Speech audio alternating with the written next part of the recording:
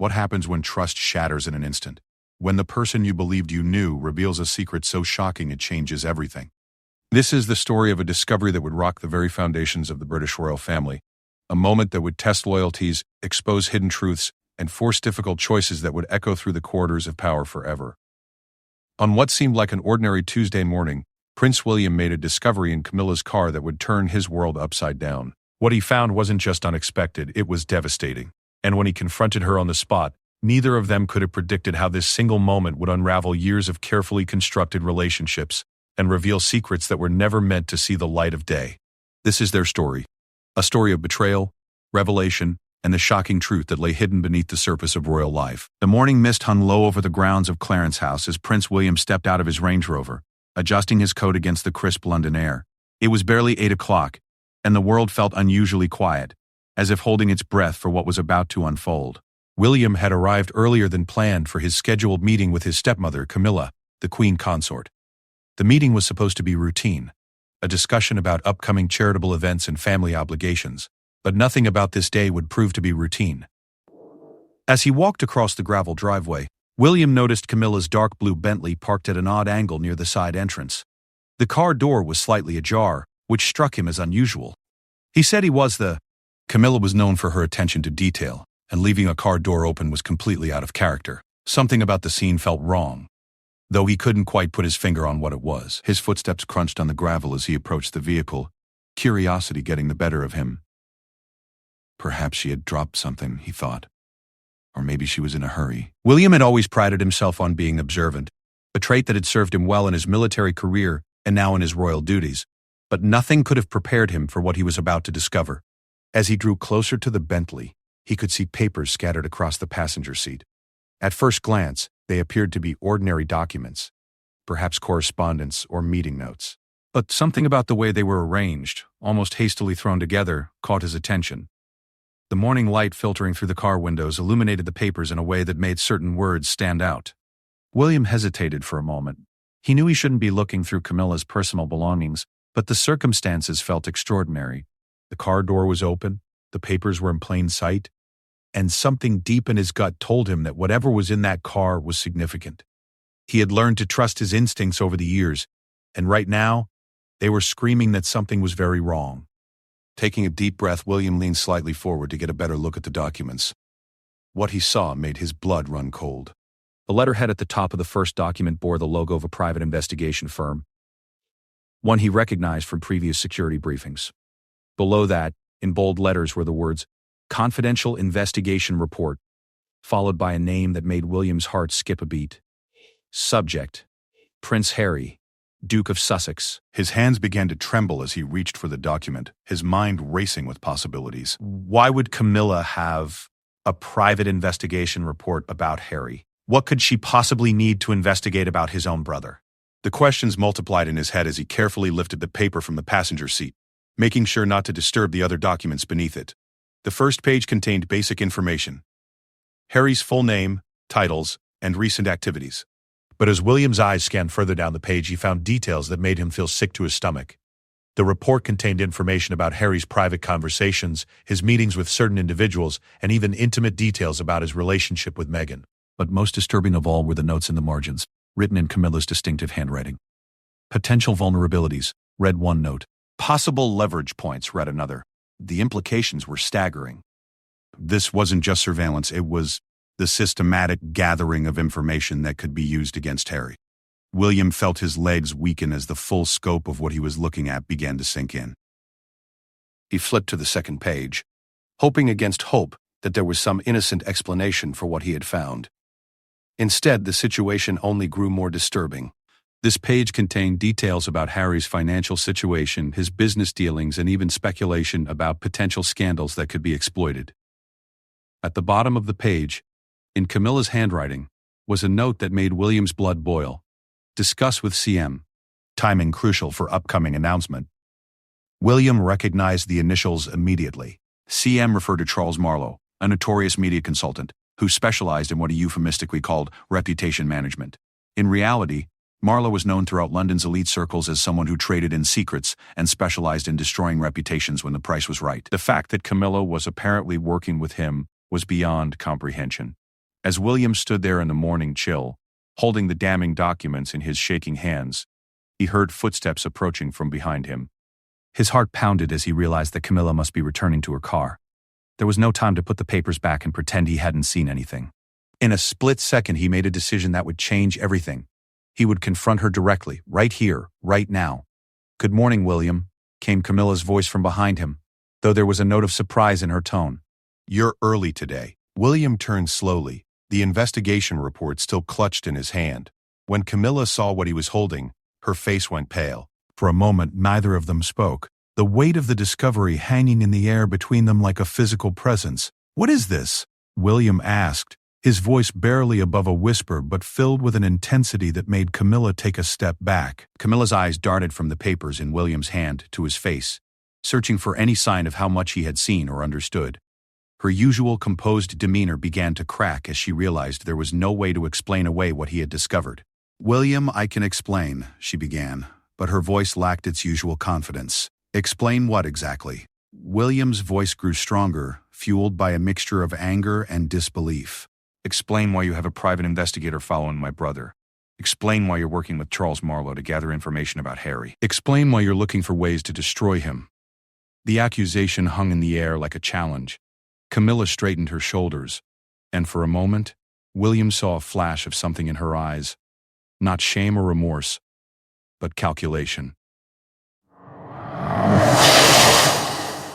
It was as if she were weighing her options, deciding how much to reveal and how much to deny. "Your brother has made choices that could damage the monarchy," Camilla said finally, her voice taking on a harder edge.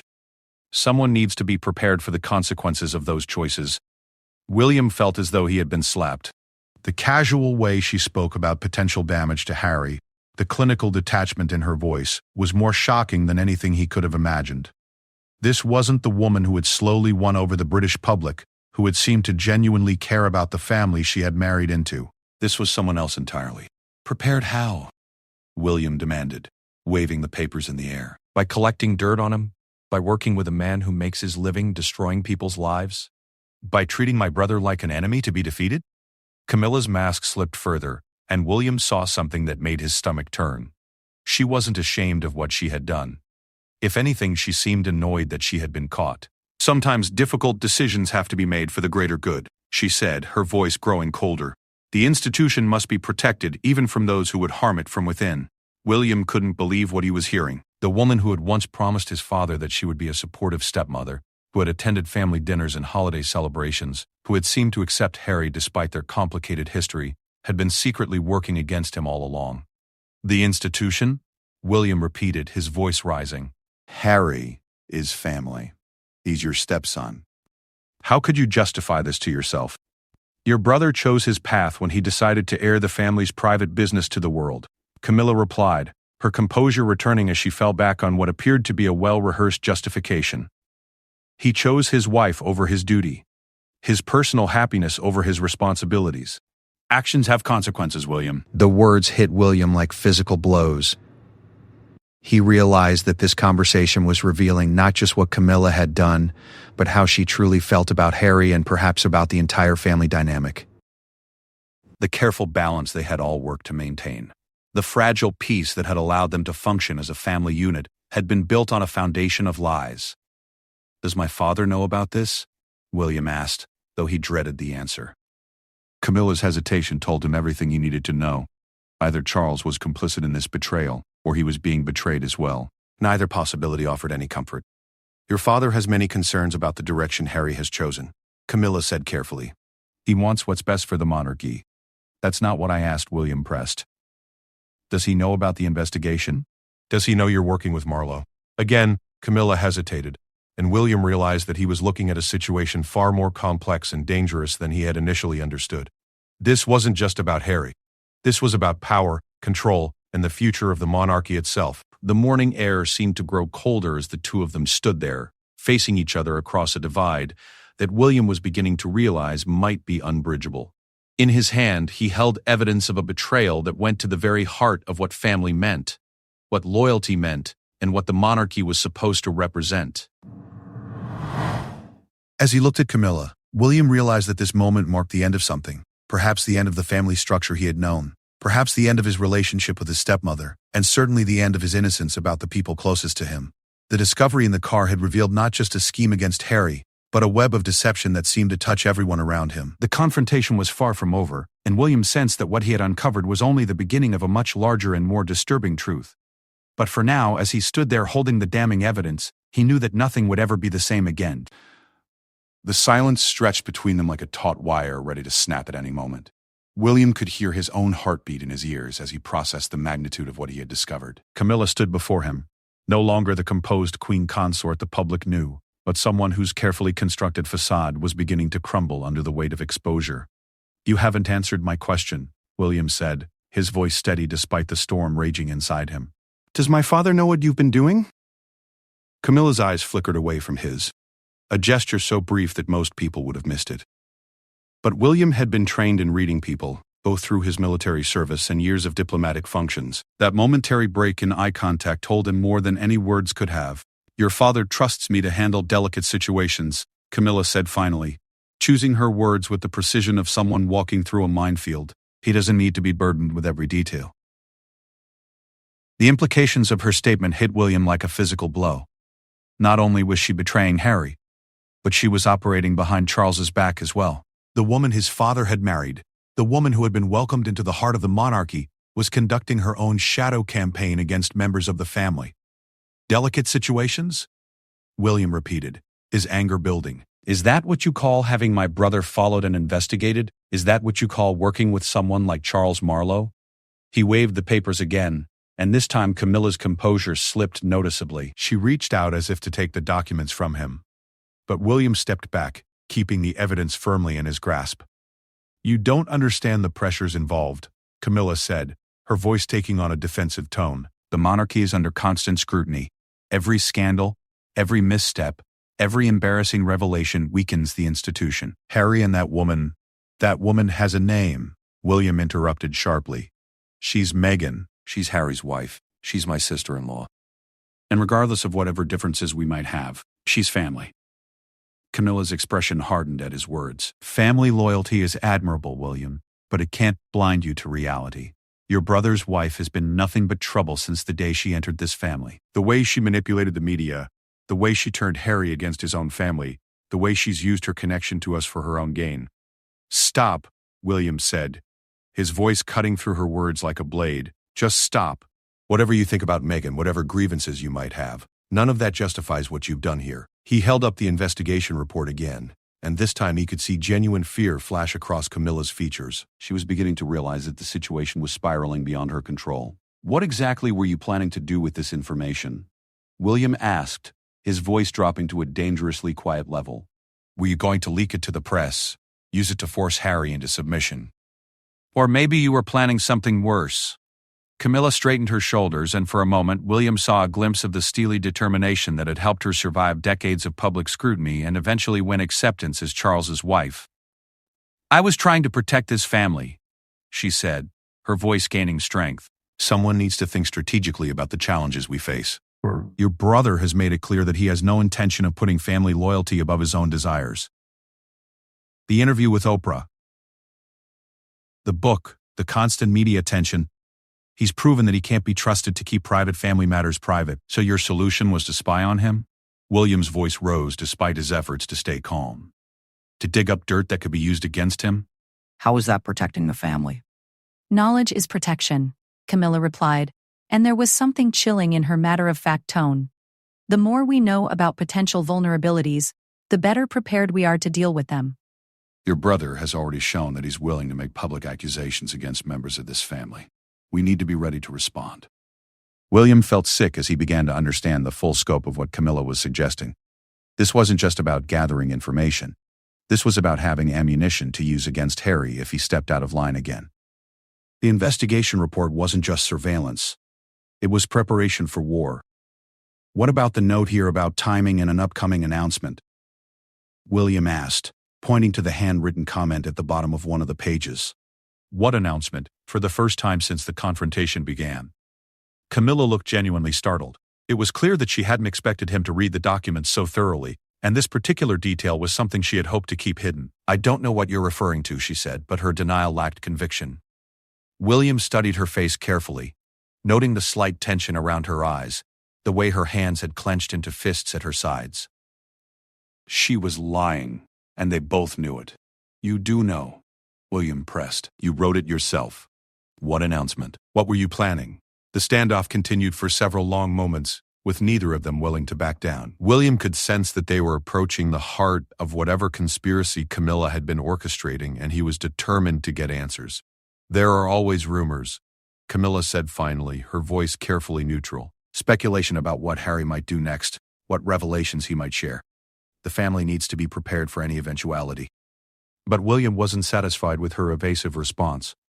He flipped through the other documents in his hand, scanning them quickly for additional clues. What he found made his stomach drop even further.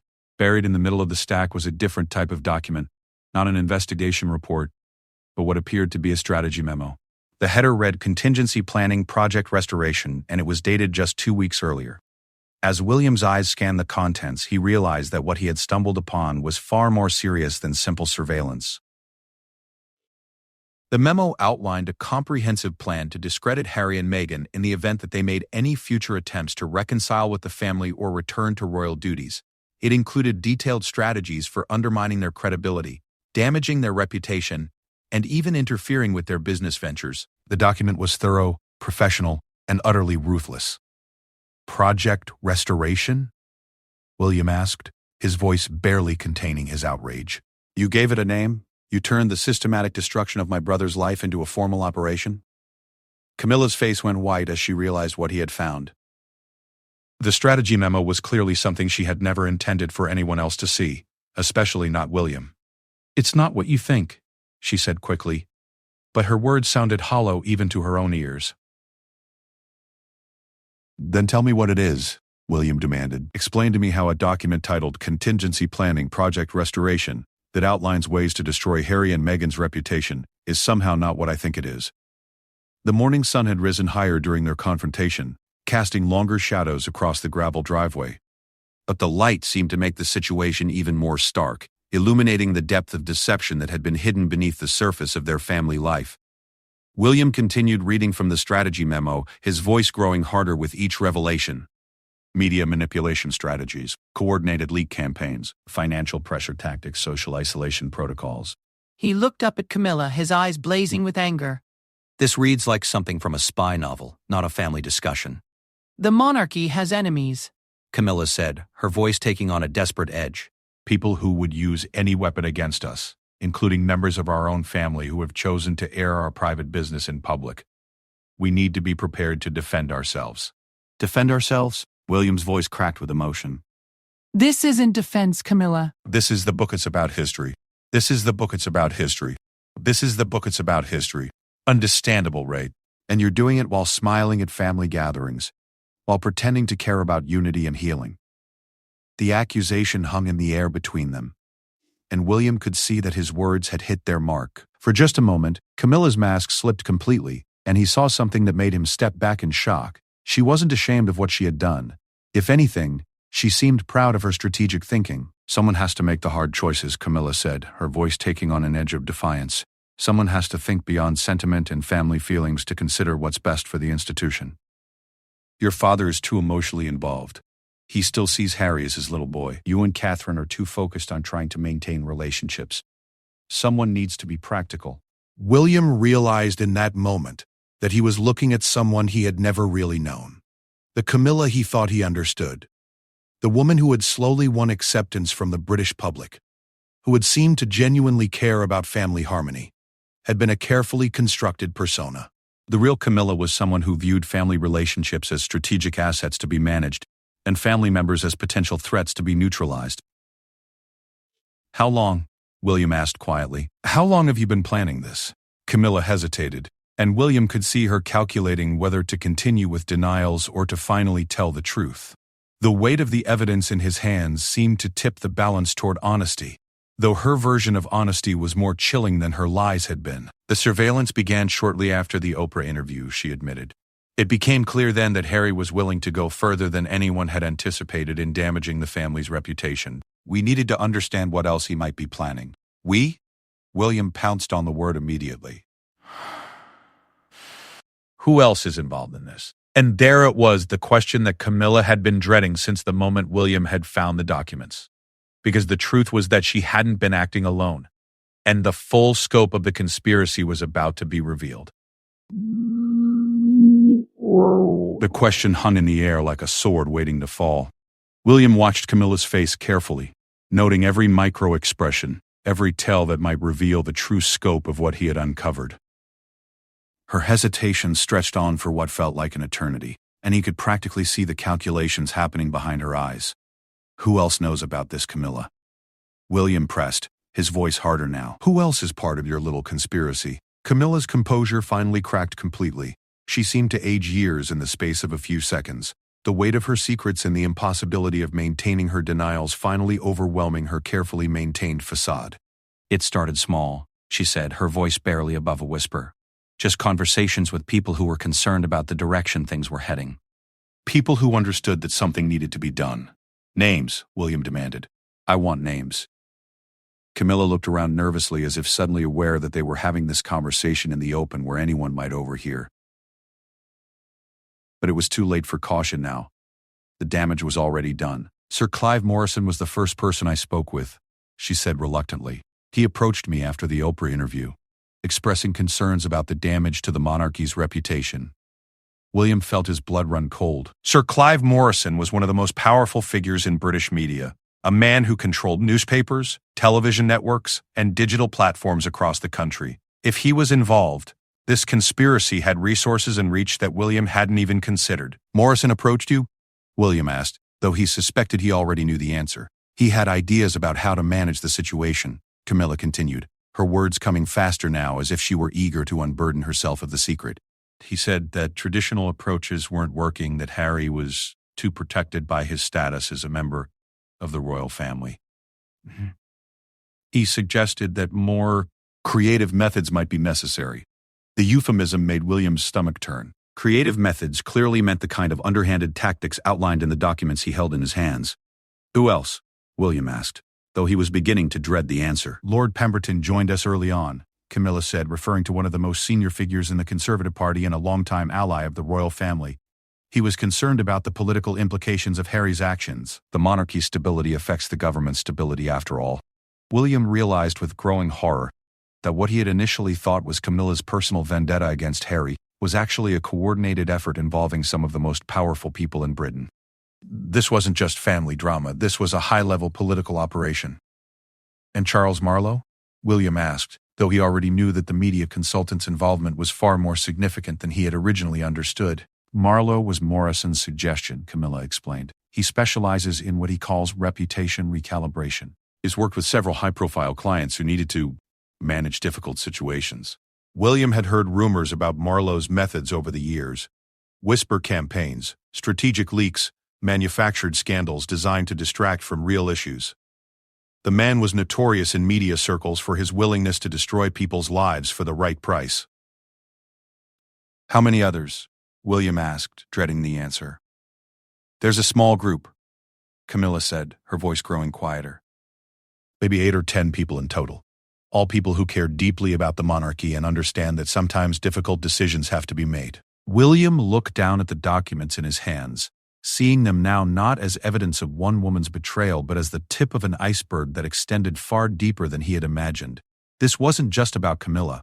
This was about a shadow organization operating within the establishment, making decisions about his family's fate without their knowledge or consent. What was the plan? William asked, his voice deadly quiet. What were you all hoping to accomplish? Camilla straightened slightly, and for a moment he saw a flash of the determination that had driven her to orchestrate this conspiracy in the first place. The goal was containment, she said, using language that sounded like it came from a military briefing. Harry and Meghan have shown that they're willing to damage the monarchy for their own purposes. We needed to ensure that any future attacks would be neutralized before they could cause significant harm.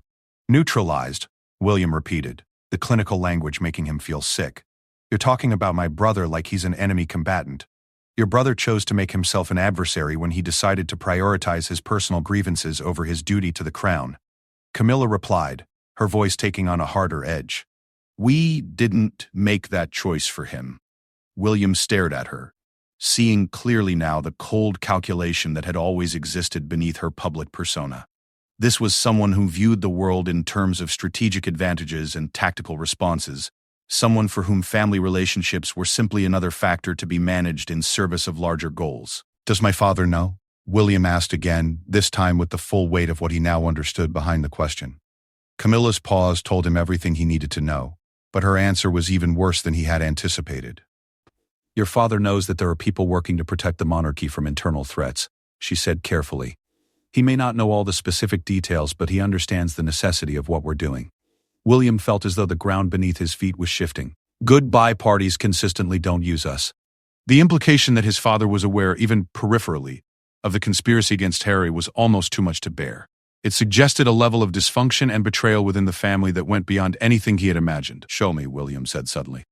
What? Camilla looked confused by his abrupt change of direction. Show me everything, William clarified. If you're going to tell me that my father is aware of what you're doing, if you're going to claim that this is all about protecting the monarchy, then show me the full scope of what you've been planning. Camilla hesitated, clearly torn between her desire to convince William of the righteousness of her cause and her instinct to protect the operational security of the conspiracy. There are things that you're not cleared to know, she said finally, and the phrase revealed more about the organization's structure than she probably intended. Cleared? William's voice rose in disbelief. I'm the heir to the throne, and you're telling me I'm not cleared to know what's being done in the name of protecting that throne? The absurdity of the situation was almost overwhelming. Here was his stepmother telling him that he lacked the authority to know about operations being conducted against his own brother, operations supposedly designed to protect an institution he would one day lead. The fewer people who know the details, the better, Camilla said, falling back on what were clearly rehearsed operational security protocols. It's for everyone's protection. William looked at the documents in his hands, then back at Camilla, and made a decision that would change everything that followed. Take me to them, he said. What? Take me to Morrison, Pemberton, and whoever else is part of this group, William said, his voice gaining strength as his resolve hardened. If this is really about protecting the monarchy, if this is really about doing what's best for the institution I'm going to inherit, then I have a right to be part of these discussions. Camilla looked genuinely alarmed at the suggestion.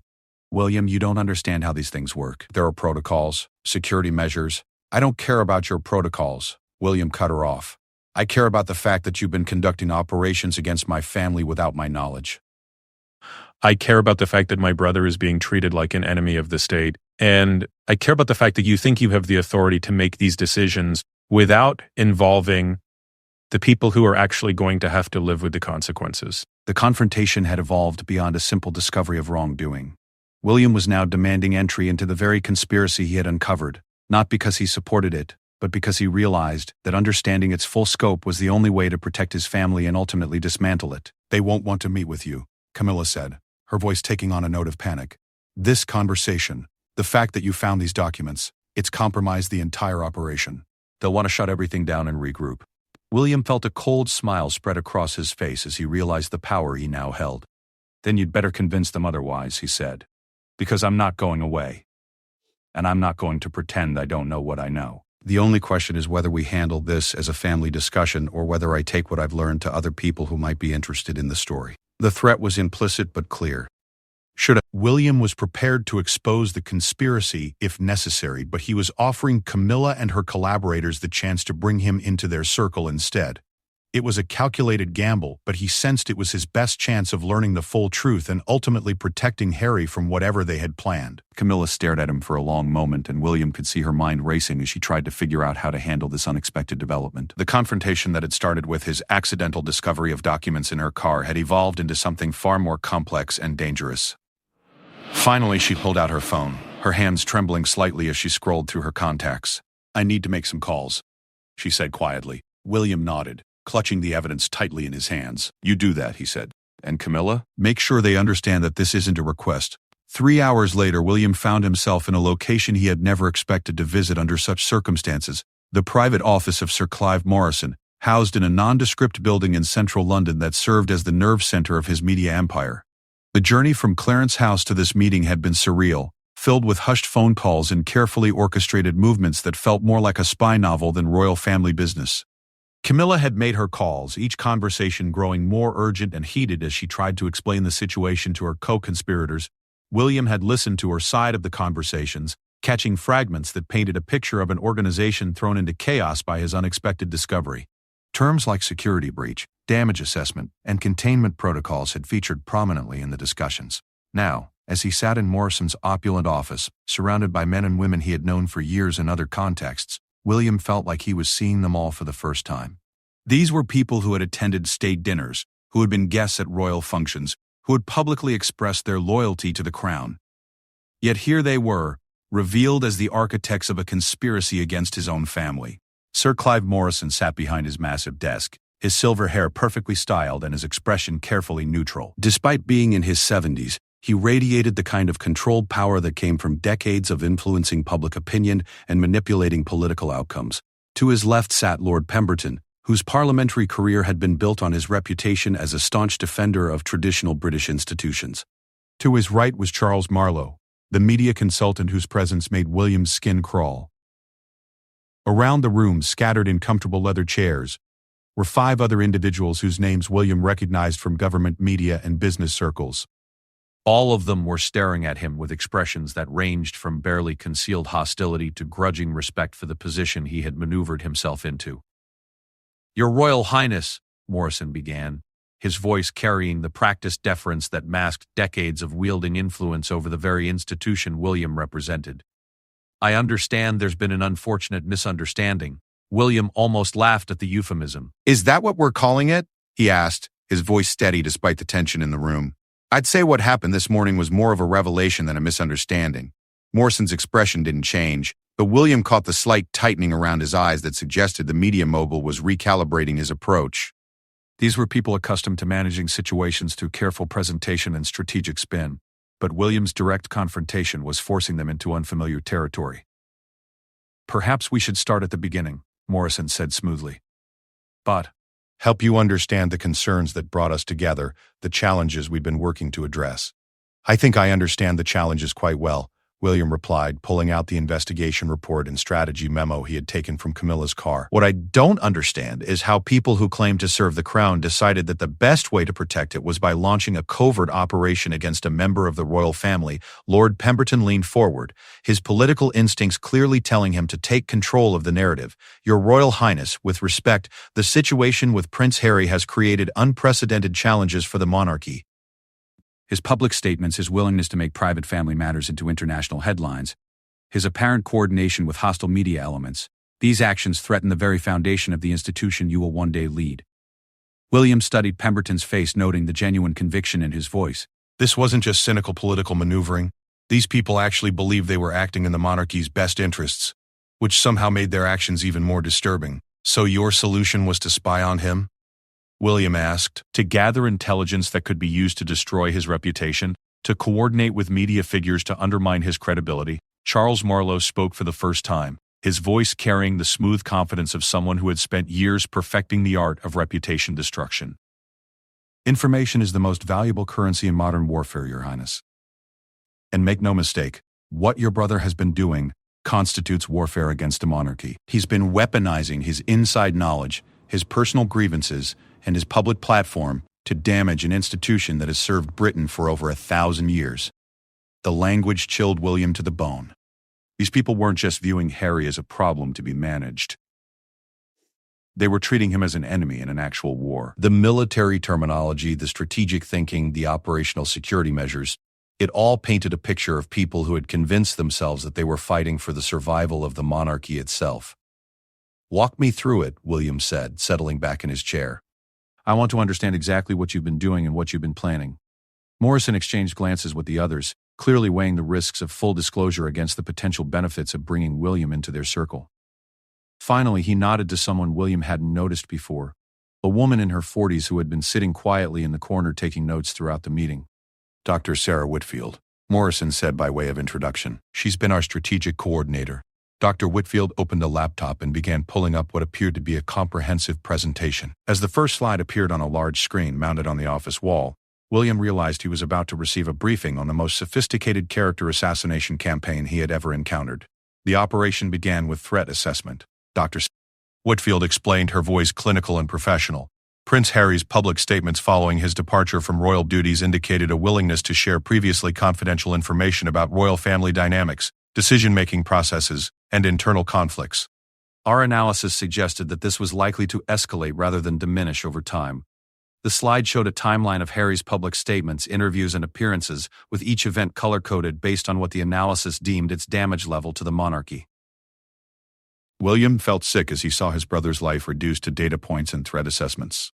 Based on this analysis, Dr. Whitfield continued, we developed a three-phase response strategy. Phase 1 involved comprehensive intelligence gathering to understand Prince Harry's vulnerabilities, motivations, and future plans.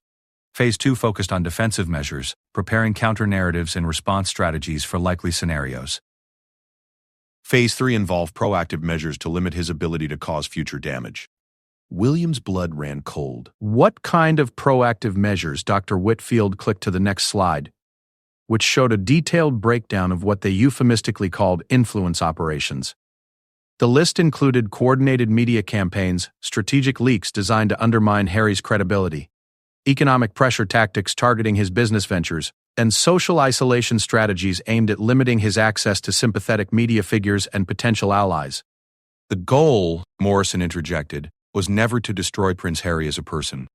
The goal was to neutralize his ability to continue damaging the monarchy. We hoped that a combination of defensive preparation and strategic pressure would encourage him to adopt a more constructive approach to his relationship with the family.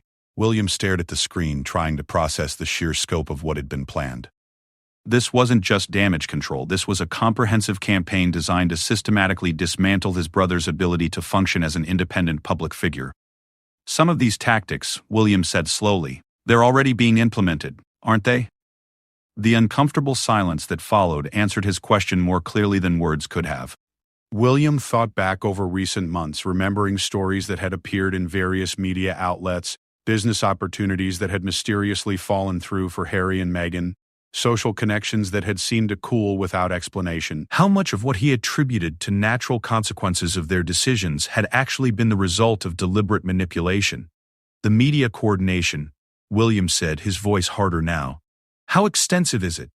Morrison shifted in his chair, clearly reluctant to reveal the full scope of their media influence operations. But William's position made it difficult to refuse his questions entirely. We have relationships with key figures across the media landscape, Morrison admitted. When necessary, we provide guidance on how certain stories should be framed, what information should be emphasized or de-emphasized, how to present developments in ways that serve the broader interests of the monarchy. William felt as though he were learning about a shadow government that had been operating parallel to the official structures of the monarchy, making decisions that affected his family without their knowledge or consent. The realization that his own public image had likely been shaped by some of these same tactics was almost too disturbing to contemplate. What about my father? William asked, the question that had been weighing on him since his confrontation with Camilla. How much does he know? The question seemed to create a division in the room. Some of the conspirators looked at Morrison expectantly, while others appeared uncomfortable with the direction the conversation was taking. Morrison chose his words carefully. His Majesty is aware that there are people working to protect the monarchy from various threats. He understands that modern challenges require modern solutions. Whether he knows specific operational details is less clear. The careful phrasing told William that his father was being kept in a state of plausible deniability, aware enough to benefit from their actions, but uninformed enough to avoid direct responsibility for their methods. And what happens now? William asked, gesturing to the room full of conspirators. Now that I know about all of this, what's your plan? Doctor? Whitfield closed her laptop, and William could sense the group's collective attention focusing on him with new intensity. This was the moment when they would discover whether he was going to be an ally, an obstacle, or something else entirely. Morrison leaned forward, his expression serious. That depends, Your Royal Highness, on what you intend to do with this information. William looked around the room at these people who had spent months, possibly years, orchestrating operations against his brother while maintaining facades of loyalty and respect. He thought about Harry, thousands of miles away in California, likely unaware that his every move was being monitored and analyzed by people he had once considered allies. The weight of the decision before him was enormous. He could expose the conspiracy, potentially destroying these people's careers and creating a scandal that would rock the monarchy to its core. He could join them, accepting their logic and becoming part of their shadow organization. Or he could try to find a third path, one that protected his family while addressing the legitimate concerns that had driven these people to such extreme measures. I need time to think, William said finally, standing up from his chair. And I need guarantees that nothing happens to Harry or anyone else while I'm making my decision. The room fell silent as the implications of his words sank in. William had effectively taken control of the situation, forcing the conspiracy to pause its operations while he decided their fate. It was a masterful display of the authority that came with his position, but it also put him squarely in the center of a conflict that threatened to tear his family apart. As he prepared to leave the room, William realized that the simple discovery of documents in Camilla's car had led him into the heart of a shadow war for the future of the monarchy itself. And now, whether he wanted it or not, he was going to have to choose a side. The call came at 3 a.m, 7 days after William had walked out of Morrison's office with the conspirators' operation suspended at his command. He had been lying awake, staring at the ceiling of his bedroom at Kensington Palace, when his secure phone buzzed with an incoming call from California. Harry's name appeared on the screen, and William's heart began pounding before he even answered. William? Harry's voice was tight with anxiety, a tone William hadn't heard from his brother in years. Something's happened. I think you need to know about it. William sat up in bed, immediately alert. Over the past week, he had been conducting his own investigation into the conspiracy, using resources and contacts that even Morrison's group didn't know he possessed. What he had discovered had shaken him to his core. The shadow organization was far more extensive than even the meeting in Morrison's office had revealed, with tentacles reaching into intelligence services, foreign governments, and multinational corporations. What is it? William asked, though he suspected he already knew. Meghan received a package today, Harry said, his voice barely controlled. Photos, documents, recordings, things that nobody should have access to. Private conversations, personal moments, financial records. Someone's been watching us, William. Someone's been watching us for a very long time. William closed his eyes, feeling the weight of his decision settling on his shoulders like a physical burden. He had asked for guarantees that nothing would happen to Harry while he considered his options, but apparently someone in the conspiracy had decided that those guarantees didn't extend to psychological warfare. Are you both safe? William asked. For now, Harry replied. But William, some of this stuff, it's not just surveillance. Someone's been actively working to sabotage our business deals, our friendships, our ability to build a life here. And they've been doing it with information that could only have come from inside the family. The accusation hung in the air between them, and William realized that this was the moment he had been dreading. Harry was smart enough to connect the dots, and the evidence he had received would inevitably point him toward the truth about the conspiracy. Harry, William began, but his brother cut him off. I know you know something, Harry said, his voice gaining strength. I can hear it in your voice. This isn't coming as a complete surprise to you, is it? William made a decision that would change the trajectory of everything that followed. Instead of deflecting or denying, he chose honesty. I need to see you, William said. In person. There are things I have to tell you that can't be said over the phone. William, what the hell is going on? I'm flying to California tomorrow, William said, his mind already racing through the logistics and implications of what he was proposing. Don't talk to anyone else about what you received today. Don't make any public statements. Don't even tell Meghan the full details until I get there. Can you do that for me? Harry was quiet for a long moment, and William could practically hear his brother's mind working through the possibilities and implications of his request. How deep does this go? Harry asked finally. Deeper than you can imagine, William replied. But Harry, I want you to know that I had nothing to do with what happened to you. When I found out about it, I tried to stop it. Found out about what? Specifically? William realized that he had already said too much to back down now. There's a group of people, powerful people, who have been coordinating operations against you and Meghan. Intelligence gathering, media manipulation, economic sabotage. They believe they're protecting the monarchy, but what they're really doing is tearing our family apart. The silence on Harry's end of the line stretched on for what felt like an eternity. When he finally spoke, his voice was different, harder, colder, but also somehow more focused than William had heard it in years. Names, Harry said simply. When I see you in person, William promised. All of it. Everything I know. And in the meantime, we both need to be very careful. These people have resources and capabilities that go far beyond what you might expect. They've been planning this for a long time, and my interference has probably made them desperate. William could hear Harry breathing on the other end of the line, processing the implications of what he was being told. Finally, his brother spoke again. Catherine knows you're coming. She knows I need to make a trip, William said carefully.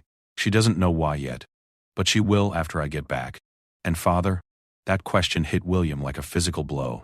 Over the past week, he had been trying to determine exactly how much Charles knew about the conspiracy and how deeply he might be involved.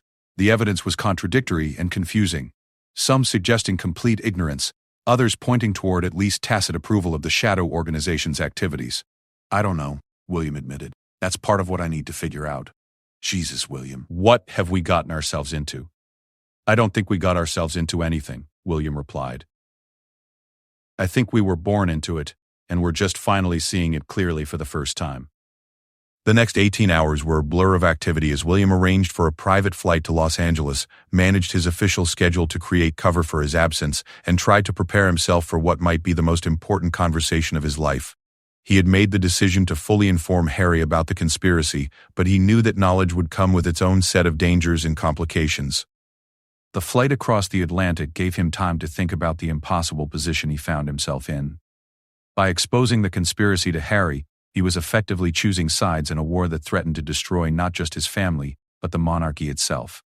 The people Morrison had assembled weren't just powerful. They were true believers who saw themselves as the guardians of an ancient institution.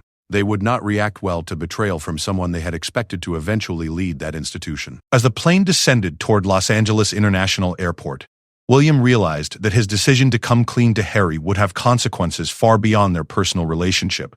He was about to set in motion a chain of events that could lead to criminal investigations, international scandals, and a fundamental reshaping of how the British monarchy operated in the modern world. Harry was waiting for him at a private terminal, looking older and more serious than William had seen him in years. The easy smile and casual demeanor that had once defined his brother had been replaced by something harder and more focused. The surveillance and harassment campaign had clearly taken its toll, but it also forged him into someone William barely recognized. Someone who looked prepared for war. You came, Harry said as William stepped off the plane. I gave you my word, William replied, embracing his brother for the first time in over 2 years. As they drove toward Harry's home in Montecito, William began the process of revealing everything he had learned about the conspiracy. He told Harry about the documents in Camilla's car, about the meeting in Morrison's office, about the full scope of the surveillance and sabotage operations that had been targeting him and Meghan. Harry listened in silence, his hands gripping the steering wheel so tightly that his knuckles turned white. When William finished his account, they sat in the car outside Harry's house for several minutes, both of them struggling to process the magnitude of what they were dealing with. What do you want to do about it? Harry asked finally. William looked at his brother, really looked at him, and saw something that filled him with both pride and fear. Harry wasn't broken by what he had learned. If anything, he seemed energized by finally understanding the true nature of what they were fighting. I want to end it, William said. All of it. The surveillance, the manipulation, the shadow organization that thinks it has the right to make decisions about our lives without our consent. Harry nodded slowly, and William could see that they had reached the same conclusion independently. Then we end it, Harry said, together.